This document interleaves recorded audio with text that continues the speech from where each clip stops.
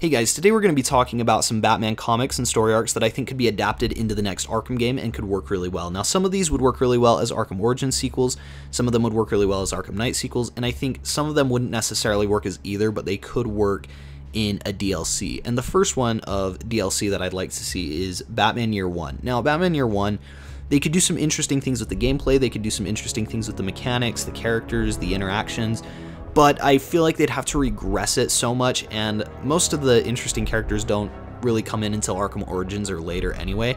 So I think it'd be cool as like a DLC, like Batman's first night or something, or Batman's first few nights. But I feel like much beyond that would sort of just detract from the game as a whole. So I think a DLC where we just see a little bit of it would be perfect. Next is The Killing Joke. The Killing Joke is too short to be its own game, but it's also too impactful to try to add to it too much or adapt it with another comic. I guess if they did it with A Death in the Family, that could work, but I just feel like The Killing Joke would work best if they did it on its own. And I think a DLC would be a perfect format, and maybe they could even give some more gameplay elements to Joker, like we saw in Arkham Origins, where we get to see his psyche a little bit. But again, I don't know that that would work on like as a base game, unless they combined it with A Death in the Family. I'll talk about Death in the Family quick here as well. I think Death in the Family would work really well as an Arkham Origin sequel. And so this is where I'm going to make the cutoff from DLC to Arkham Origin sequels. Death in the Family, if part of that story, the part where Jason Todd dies, was adapted into the next Arkham game, or one of the next Arkham games, I think that would be really cool, and it would make Batman Arkham Knight a more impactful game. It wouldn't completely fix all the wrongs that Rocksteady did with like the Under the Red Hood storyline, but I do feel as if it would add more emotional weight to it, and it would be a cool story on its own to see. So next is Batman The Long Halloween and Batman Dark Victory. And the thing that's cool about these ones is that they show not only Dick Grayson's origin, but also Harvey Dent's transformation into Two-Face and Batman's first real dangerous encounters and interactions with a lot of the villains that we didn't really even see in Batman Arkham Origins. So we get to see Scarecrow, maybe Mr. Freeze come back, maybe Poison Ivy. You know, there's a lot of really interesting characters here, and they could bring back Joker, but in both of these, the Joker actually has a very small role, and I think that could be refreshing for a lot of people. Again, I'm doing a Joker video where I'm going to talk about him on his own and whether or not he should come back. But to go off with that a little more, if they do decide to bring Joker back, I'd like to see him in Mad Love with Harley Quinn. The story arc, not just as a term. The story arc Mad Love, I think, with Harley Quinn showing her transformation from Harleen Quinzel to Harley Quinn, going from the Joker's psychiatrist to being a completely insane lunatic, that could be a cool story arc to see. Although, again, that wouldn't just be something that they could adapt on its own. They'd have to have that be a subplot or something going on in the background. But I would like to see that. Another thing I'd like to see in the next Arkham game, if it's an Arkham Origin sequel, is more Hugo Strange. We saw him, like, he was a great villain in Arkham City, but he was not used very much. So I'd like to see him just a little bit more. And if he's just used a little bit more, that would be absolutely great. And I don't have like a specific story arc for him that I'd like to see them adapt. I just want them to bring back his character, and I think he'd fit into most of these stories really well. So next is Nightfall, and that is honestly the best Bane comic like of all time. It's so good, and Bane has not had the best reputation in the Arkham games. He's kind of dumb. He's just like a big brute, except for in Arkham Origins. So WB Games Montreal does know how to handle Bane as a character, and Nightfall would be a great route to take that. So also, The Court of Owls is another story arc I would like to see, which it seems like they're doing, and I'm really excited to see what they can do with The Court of Owls.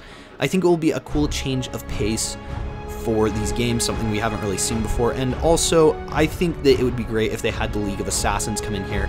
I don't feel that the League of Assassins could do their own game. Well, they could, I just wouldn't like to see it as much, and that's a personal opinion. I know some people would. So I hope that the League of Assassins can come in and be characters in this game as well, and maybe still show some origins. So maybe we'll get to see the Court of Owls, League of Assassins, and then sort of a subplots like Thomas Elliot and his friendship with Bruce. We could see Harvey Dent before he becomes Two-Face, or maybe his transformation into Two-Face. And that's something that I think would be absolutely awesome and really cool to see. So now in terms of Arkham Knight sequels that I'd think would be really cool. One is No Man's Land, and you know, I know that there's always people who are like, well, Bruce Wayne died in Arkham Knight, so you can't really do an Arkham Knight sequel. Well, first of all, you could have it star another character, and I think if they did some origin sequels first, especially, and they made Dick Grayson a really likable character and said, okay, Dick Grayson's gonna be Batman in the next game, I think that would be fine. I think people could accept that and embrace that. But No Man's Land, when you think about it, like if there's a huge earthquake in Gotham, everyone's like, it's every man for himself, all the like huge Batman villains are out and shooting people up and just causing chaos. Like, I feel like that would be enough for Batman to like come back, for Bruce Wayne to say, alright, I'll come back for that. So that would be something that I'd like to see. It could change up the landscape and the motivations of the characters a lot. And then you look at characters like the Penguin, who are always super rich and, you know, kind of have it made and are sort of protected to some degree from the law. And you could see them in a, like, you could see him in a completely different position where he's totally vulnerable and in danger. And I think that could be a cool way to do it. And finally, the last one that I'm really going to talk about is Batman Hush Money, which, because of Rocksteady's horrible treatment of Hush, we can't really see Batman Hush adapted unless they find a way to bring Bruce Wayne back and then have him, you know, like, become established again and then have the Hush storyline. But I don't think that's going to happen. Batman Hush Money stars Dick Grayson as Batman, Damian Wayne as Robin, but they could switch him out with Tim Drake, or maybe they could set Damian Wayne up in an origin sequel and then just make the case that, like, Bruce didn't know he existed, and so you could have them team up. Either way would work, but that's a really great Hush storyline as well, and it brings back a lot of really cool characters, some that we've seen in the Arkham games and some that we haven't, and I think that would work really well and be an interesting change of pace for these games as well.